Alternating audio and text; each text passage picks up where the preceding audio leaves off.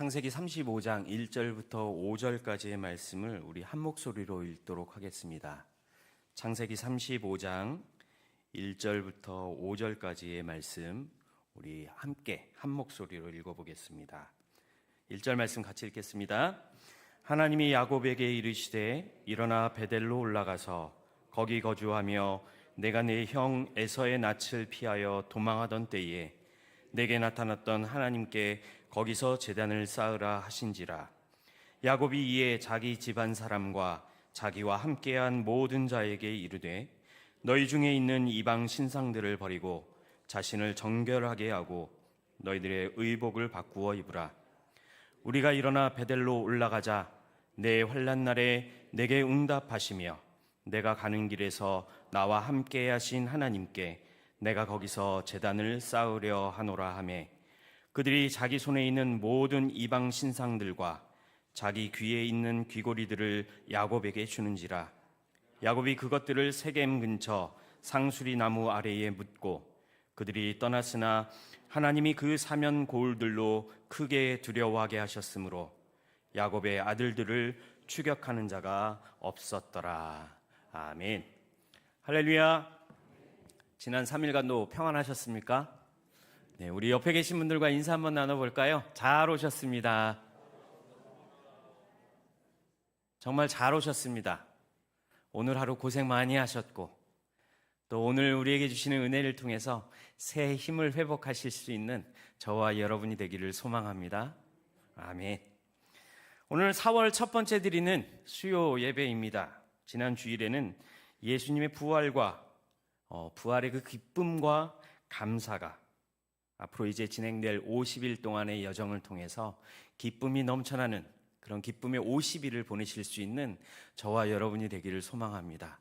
저와 여러분에게만 기쁜 것이 아니라 세상의 모든 예수 그리스도를 모르는 자들에게도 그 기쁨의 소식을 전하실 수 있는 저와 여러분이 되기를 소망합니다.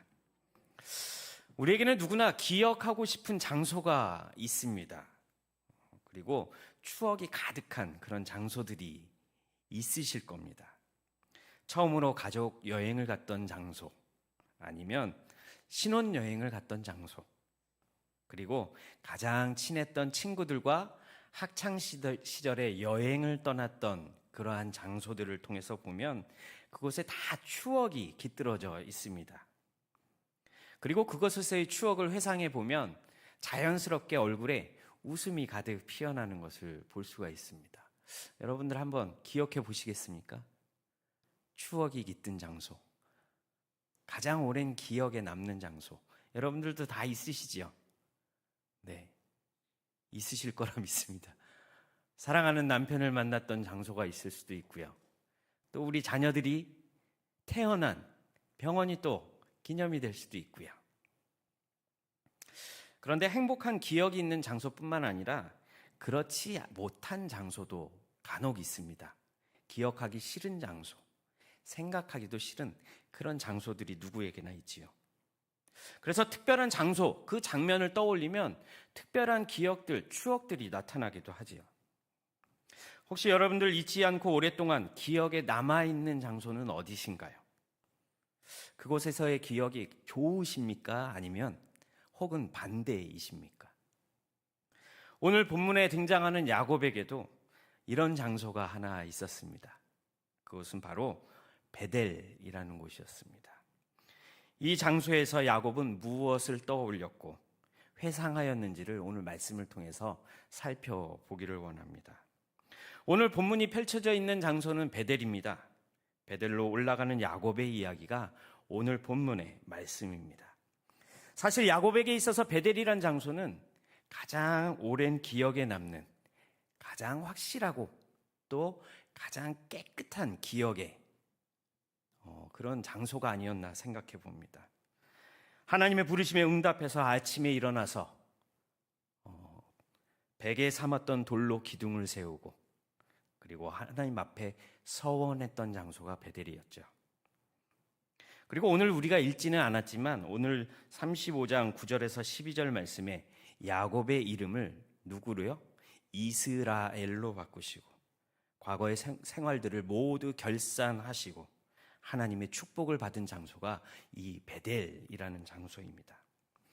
또한 오늘 본문의 배경인 야곱의 딸 디나가 부끄러움을 당하여, 그리고 시몬과 레위가 동생 디나의 복수를 위한 대학살을 진행하였었고, 그 이후 하나님의 부르심을 따라서 올라간 장소가 저와 여러분이 지금 나누고 있는 베델이라는 곳입니다.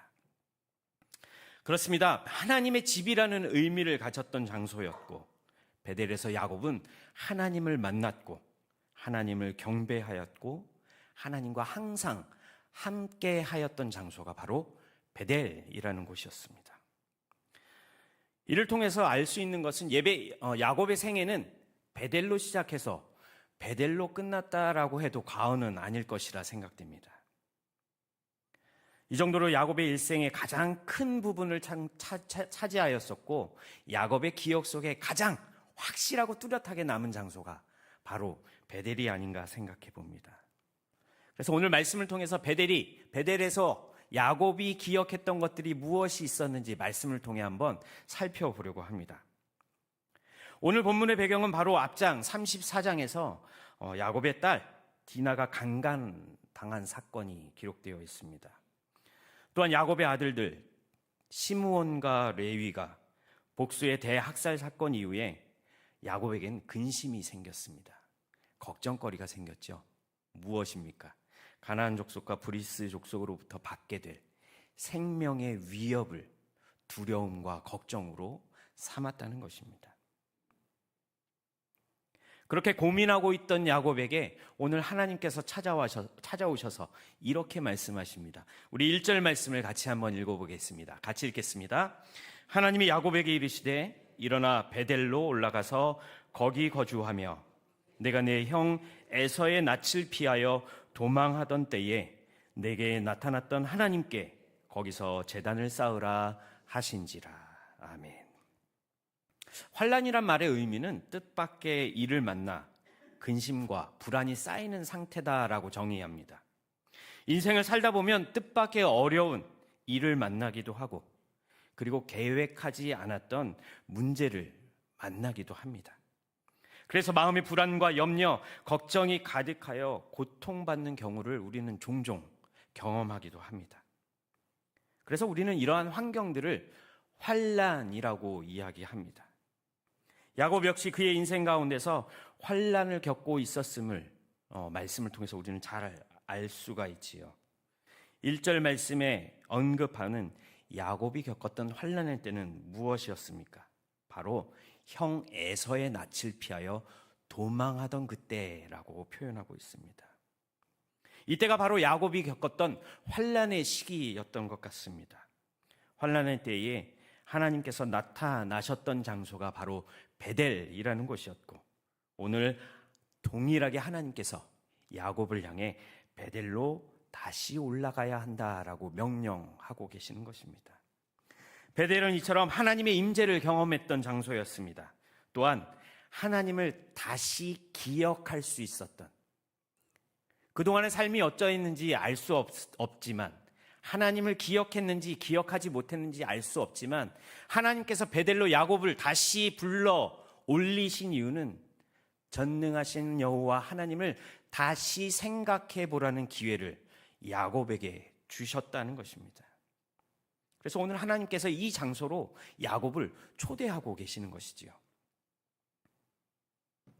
오늘 본문에서 환난을 겪고 있던 야곱이 자기 집안 사람들과 또 자기와 함께 모든 자들을 향해서 3절에 이렇게 고백합니다. 3절 말씀을 다 같이 한번 읽어보겠습니다.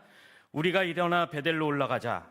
내 환난 날에 내게 응답하시며 내가 가는 길에서 나와 함께 하신 하나님께 내가 거기서 제단을 쌓으려 하노라 하매. 야곱은 베델에서 가족들 그리고 자신과 함께한 모든 사람들에게 자신이 섬기고 자신이 믿고 야곱 자신이 따르고 있는 하나님을 이렇게 소개하고 있습니다. 나의 환난 날에 응답하신 하나님, 그리고 내가 가는 길에서 나와 함께 하시는 하나님을, 내가 그 하나님을 배워야겠다, 그 하나님을 향해 제단을 쌓아야 되겠다라고 가족들과 그의 가족과 함께한 사람들에게 고백하고 있다는 것입니다. 이러한 경험한 하나님을 야곱은 지금 고백하고 있는데, 환난 날에 응답하신 분, 그리고 가는 길에 모든 상황 속에서 함께 하신 그 여호와 하나님이심을 고백하는데, 그렇다면 과연 여러분의 하나님은 어떤 분이십니까? 여러분은 하나님을 모르는 사람들에게 어떤 하나님이라고 소개하고 계시는가요? 오늘 야곱의 고백을 통해서 야곱이 과연 어떤 인생을 살아왔길래, 어떤 경험을 했길래, 어떤 환난을 당하였길래 하나님을 오늘 본문에서 이렇게 고백하고 있는지 살펴보려고 합니다. 도대체 야곱이 어떤 환난을 겪어왔는지, 왜 이렇게 고백하고 있는지, 야곱의 인생 가운데 그가 당한 고난을 몇 가지로 한번 추려봤습니다. 여러분들도 말씀을 되새기면서 한번 들어보시기 바랍니다. 창세기 28장에서는 오늘 본문 1절에서 언급하신 말씀과 같이 형 에서를 속이고 축복을 가로챘던 그 사건이 기록되어 있습니다. 야곱은 이 일을 통해서 부모를 떠나야만 했고, 가족들을 떠나야만 했고, 홀로 살아야만 하는 어려운 환난의 시기를 겪게 되었습니다. 형을 피하여 어느 정도 도망가다가 날이 어두워지자 더 이상 여정을 행할 수 없어서 괜찮은 곳을 찾아서 잠을 청합니다. 그런데 잠이 쉽게 올까요? 잠자리도 낯선데 야곱은 그 자리뿐만 아니라 더 심한 갈등과 걱정이 야곱에게 있었다는 것입니다. 앞으로 내 인생이 어떻게 펼쳐져 나갈 것인가? 또한 내가 지금 가고 있는 삼촌, 내가 만나게 될 삼촌은 과연 어떤 사람이고, 그 삼촌이 과연 나를 잘 받아줄 것인가? 그리고 내가 무사히 삼촌의 집에까지 갈 수 있을까? 얼마의 시간이 지나면 무사히 다시 고향으로 돌아올 수 있을까? 이런 여러 가지 생각이 야곱의 마음속에 가득했다는 것이지요. 그래서 결코 잠을 이룰 수 없다가 어느 순간 잠이 들었습니다. 그리고 꿈속에서 하나님 보여주시는 환상을 보게 되지요. 그리고 하나님께서는 야곱에게 이렇게 말씀하십니다. 창세기 28장 15절 말씀을 제가 읽어드리겠습니다. 내가 너와 함께 있어 내가 어디로 가든지 너를 지키며 너를 이끌어 이 땅으로 돌아오게 할지라. 내가 네게 허락한 것을 다 이루기까지 너를 떠나지 아니하리라 하신지라. 아멘. 내가 너와 함께 있을게. 네가 어디로 가든지 내가 너를 지키고 반드시 너를 이 고향 땅으로, 네가 출발했던 그 땅으로 다시 돌아오게 할 거야 라고 약속해 주신다는 것입니다. 그리고 야곱은 이 약속의 말씀을 믿고 신뢰하고 또 여정을 행하게 되지요. 또한 창세기 31장에서는 이런 말씀이 기록되어 있습니다. 야곱이 처가살이를 열심히 그리고 성실하게 한 덕분에 아내와 자식들 그리고 소유한 재산도 많아지게 되었습니다. 성공한 거부가 되었다는 것이죠. 이런 상황에서 야곱은 내가 삼촌의 집에서 계속 더 머물러 있어야 할 것인가, 아니면 고향으로 돌아갈 것인가 고민에 빠지게 됩니다. 이것도 역시 하나의 환난이라고 생각이 되어집니다. 고민하는 것, 그리고 계획하지 못한 문제 때문에 두려움에 빠지게 되는 것. 지금 야곱은 선택의 갈림길에 서 있습니다. 미래에 대하여 번민하는 가운데 역시 하나님께서 또 야곱에게 나타나셔서 이 말씀을 해주시지요. 창세기 31장 3절 말씀입니다. 제가 읽어드리겠습니다. 여호와께서 야곱에게 이르시되 내 조상의 땅, 내 족속에게로 돌아가라. 그리고 내가 너와 함께 있으리라 하신지라. 반복되는 말씀이 있지요. 어떤 말씀이십니까? 내가 너와 함께 있겠다. 환난 중에 있는 야곱을 통해서 그 야곱에게 하신 그 응답의 말씀이 뭐라고요? 내가 너와 함께 하겠다.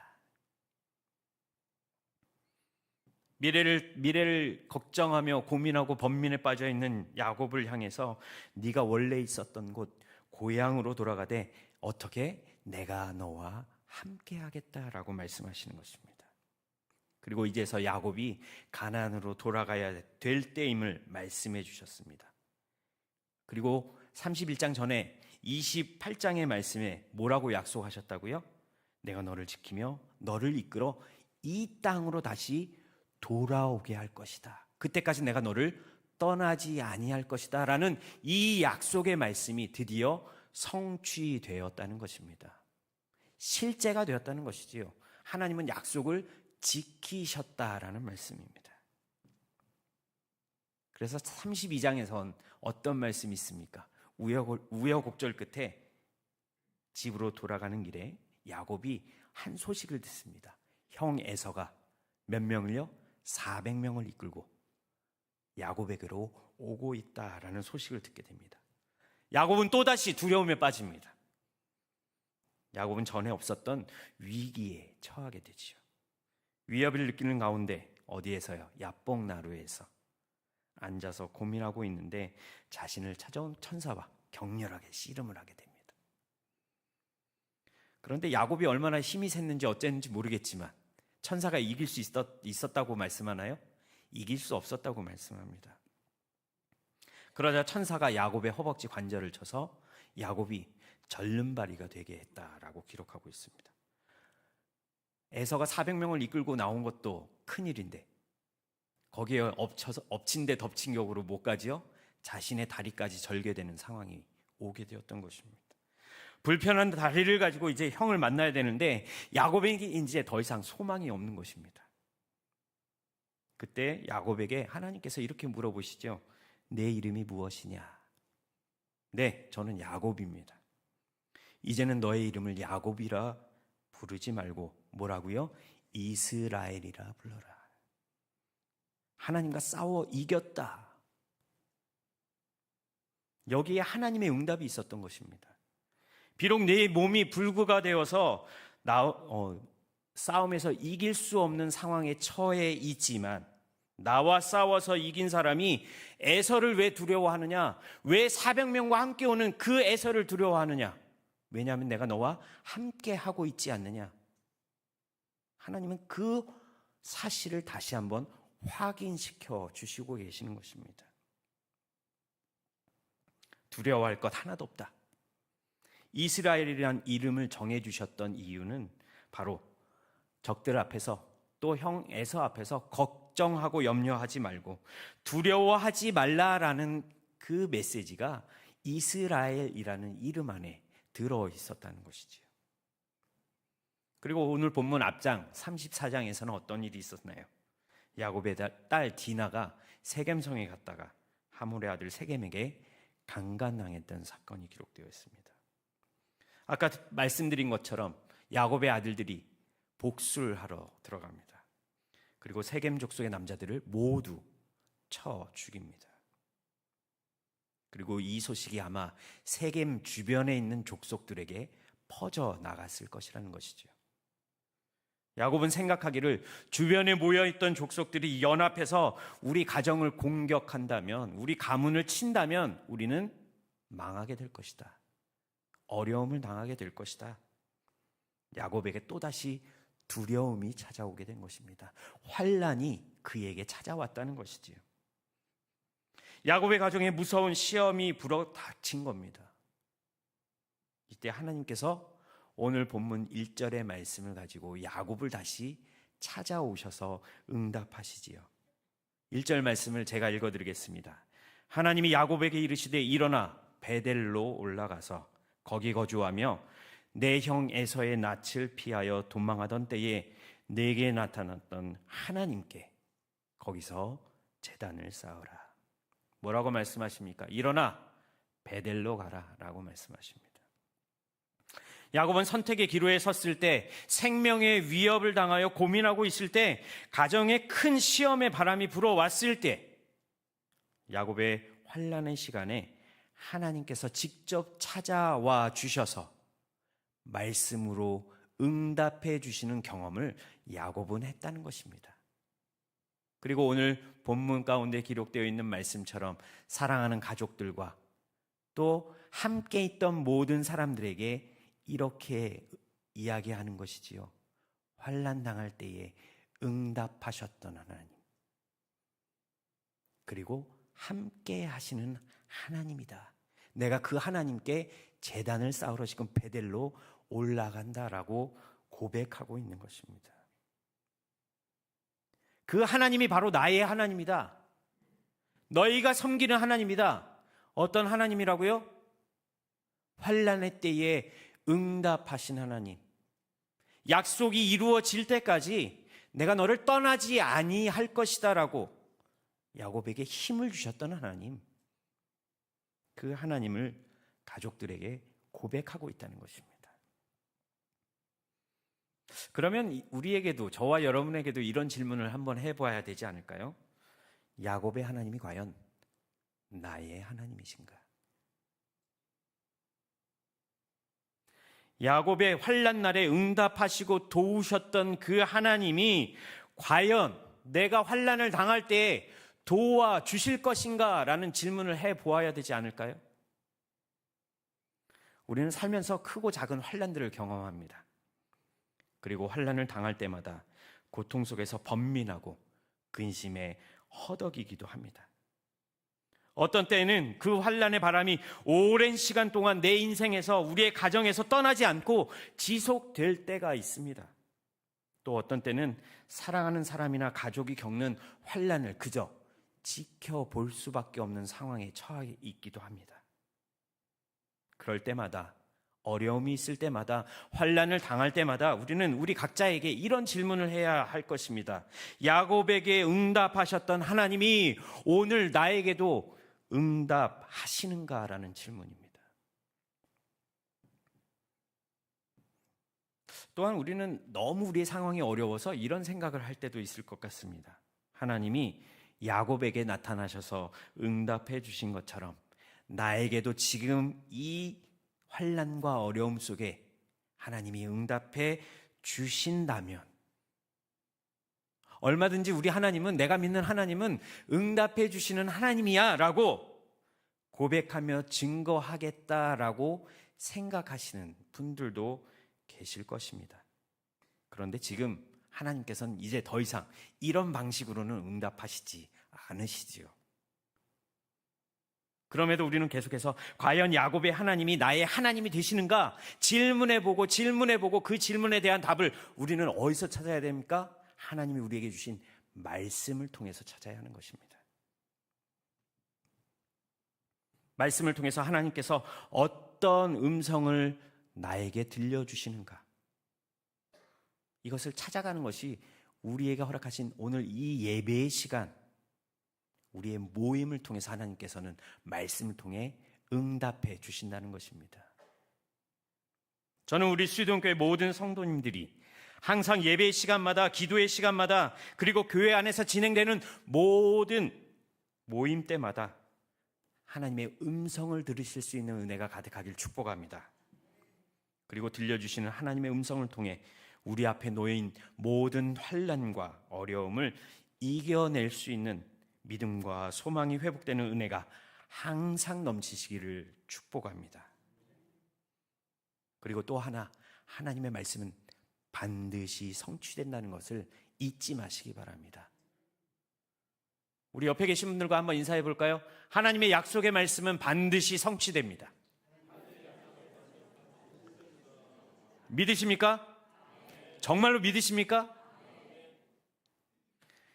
이 말씀은 과거의 어느 특정 인물만을 위해서 주신 말씀이 아니라는 것입니다. 지금도 저와 여러분에게, 그리고 앞으로 인생을 살아갈 우리 믿음의 후대들, 다음 세대들을 통해서 미래의 어느 순간인가 성취될 말씀이고, 그리고 계속될 하나님의 말씀이 바로 성경 말씀이라는 것입니다. 그러면 성경 말씀을 기록하신 분은 누구십니까? 성령 하나님이시지요. 그러면 말씀을 들을 때 귀를 열고 듣게 하신 분이 누구실까요? 성령 하나님이십니다. 말씀을 기록하시고 깨닫게 하신 성령 하나님이 오늘 이 말씀을 펴서 읽고 듣는 우리 모두의 마음과 생각을 말씀을 통해서 지배하고 계신다는 사실을 믿으십니까? 아멘. 성령 하나님은 우리가 말씀을 읽을 때 어떻게 역사하시지요? 우리의 마음을 움직이십니다.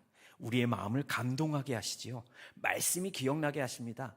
말씀이 우리의 고백처럼 성취될 것이라는 확신을 우리에게 심어주시는 분이 누구시라고요?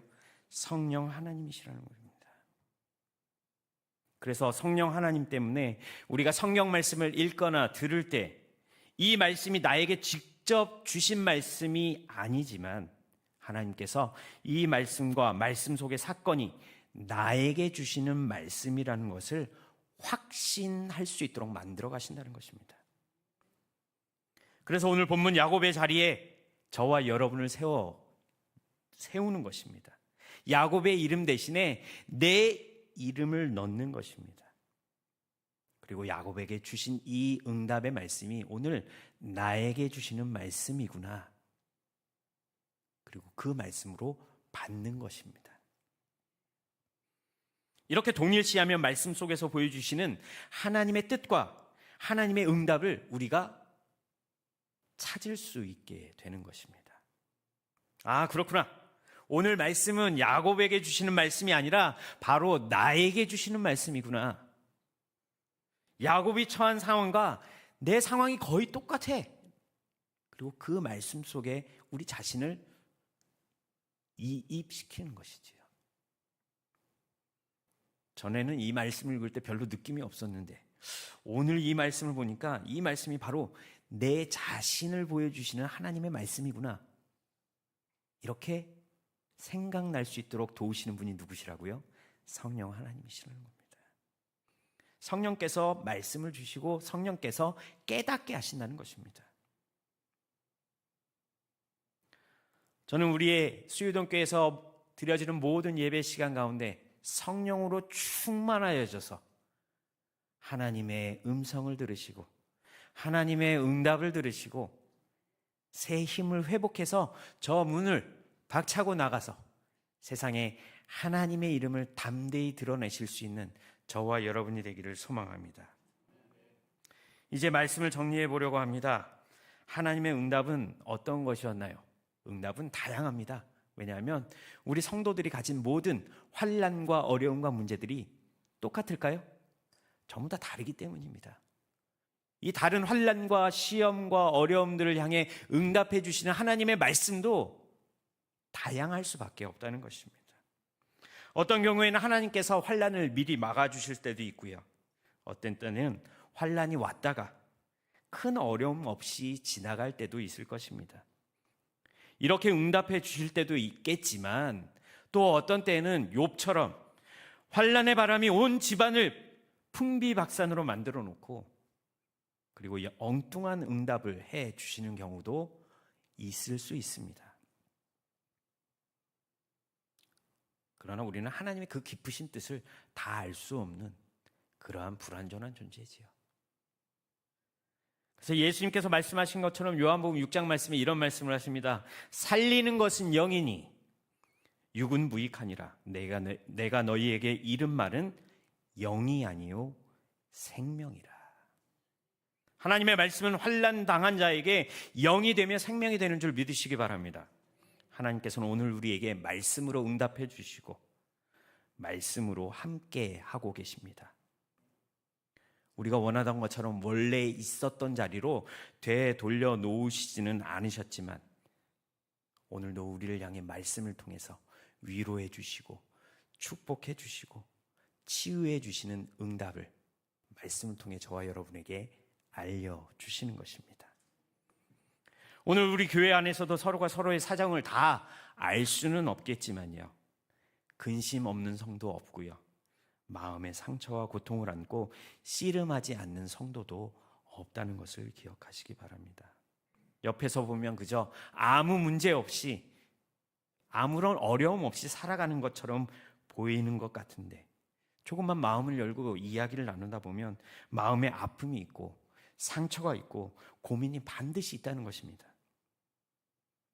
그러나 우리가 환난 때문에 근심하고 고통의 자리에 있을 때 우리 하나님께서 우리에게 응답해 주신다는 것, 그리고 반드시 응답해 주실 것이고 어떤 방법을 사용해서라도 하나님은 응답해 주실 것임을 믿으시기 바랍니다. 그렇게 안 하실 수 없겠죠. 하나님께서는. 하나님은 우리를 사랑하시는데 어떻게 사랑하셨어요? 이처럼 사랑하셨습니다. 이처럼이 뭐예요? 하나님의 아들 독생자이신 예수 그리스도를 이 땅에 보내주시기까지 사랑하신 하나님이십니다. 우리가 당하는 어려움, 우리가 당하는 환난, 우리가 당하는 고통을 하나님께서는 그냥 지켜보시지 않으실 거라는 말씀입니다. 야곱의 고백을 다시 한번 들어보시기 바랍니다. 야곱이 고백한 하나님은 어떤 하나님이셨나요? 하나님은 나의 환난 날에 내게 응답하시고 나의 가는 길에 나와 동행하시는 분이십니다. 하나님께서 오늘 우리에게 동일한 말씀으로 응답해 주십니다. 환난 날에 나를 부르라. 내가 너를 건지리라. 내가 나를 영화롭게 하리라. 환난을 통하여 하나님을 영화롭게 하는 기적이 우리 삶 가운데 언제든지 일어날 수 있음을 믿으시기 바랍니다. 그리고 이 믿음 가지고 세상을 살아나간다면 우리를 대적할 수 있는 것이 아무것도 없을 것입니다.